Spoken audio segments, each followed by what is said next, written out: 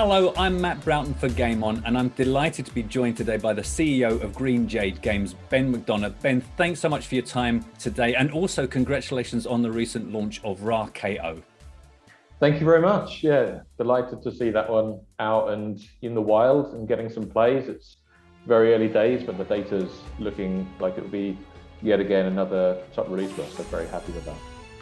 And it's been a really, well, to say the least, unusual 12 months. So how is Green Jade Games progressing as a business in this environment? It's been a really interesting 12 months. I think irrespective of any global pandemics, when you're a young company, stuff is changing quickly all the time. So irrespective of the need to sometimes work from home and build businesses remotely, when you're building and learning so quickly, every day is different than the day prior. The new information you're making decisions on really helps keep things interesting all the time. We've been founded, through support of remote development teams anyway. So what we're doing more recently is transitioning to hiring in-house. And normally when you'd say hiring in-house, that means more bums on Malta seats. But because we're so used to working with international developers, we've actually been able to secure some fantastic talent in the last few months who will work remotely. And for us, the pandemic has been from very much from a business point of view, obviously from a personal point of view, I'm sure a lot of people have been affected negatively, but it's been no dampener on our spirit at all. It's been good times. And this is such a competitive sector. Like, how do you plan to grow a business where you've got this environment with so many fast happening acquisitions and so many players? What's your approach to that? We celebrate competition. We always talk about a rising tide lifts all ships. So every time we see innovation or better game content out there, we're excited. We're passionate about the gambling industry. We want to see this industry grow. We see our competitors as being other verticals which take time on device. So if we see the video games industry exploding or Netflix exploding, we're jealous of that competition.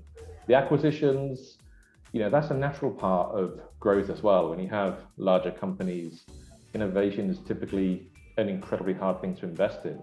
When you've got your blueprint for success, and you want to take $1 million to try something new, it's really difficult to get that through a large organization when you already know how to make money. So I think acquisitions are a natural way of scratching an itch that you really just don't want to take the risk of delving into, given you already know how to succeed. So it's a fun time. We're as a young company, it's obviously one of the things we talk about. People say, "What's your exit?" Quite frankly, we have a different time horizon, I think, to lots of other companies. We're building a brand new gambling vertical, a completely different proposition than we have had, than we've seen historically, than we've ever seen. The arcade gambling games, we believe, is a genre that will help operators attract customers they've never had access to before. And we believe we're fulfilling a need, that we have casual gamers out there who have a strong interest in gambling, but don't have the type of content to gamble through.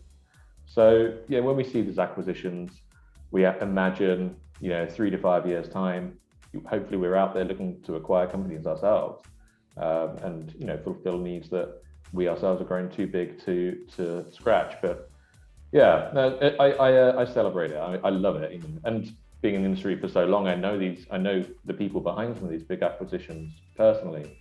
And in a weird sense, I feel, despite having absolutely no influence on the outcome, I feel a sense of pride when I see these big deals happening, because I think, they've worked bloody hard oftentimes for their success. So it's good. And what can we expect from you for the rest of the year? I think I talked earlier about learning. We want to ensure that every decision we make is based on better information. As a leader in this company, I'm trying to encourage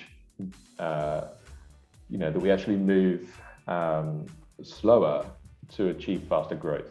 I think we've been guilty of releasing too much too quickly and not always focusing on the best product for the market at the right time. So we have an arcade suite of games that we've been working on now for 4 or 5 months, developing our platform to ensure that the games work in exactly the right way for operators and for players. Before, we made games that you could play a single game around for 45 seconds. Fantastic for the player, but the operator's like, wouldn't mind a few more pennies being dropped in that time period.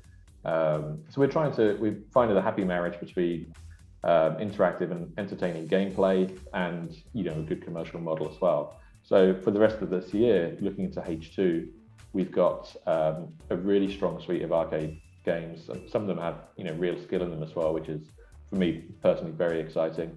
And we're starting those in June with Cash Smash, so that's what I'm looking forward to. All right, well, we'll look forward to that also. And for now, thanks very much for taking the time to talk to me. Thank you, Matt. I'm Matt Broughton for Game On.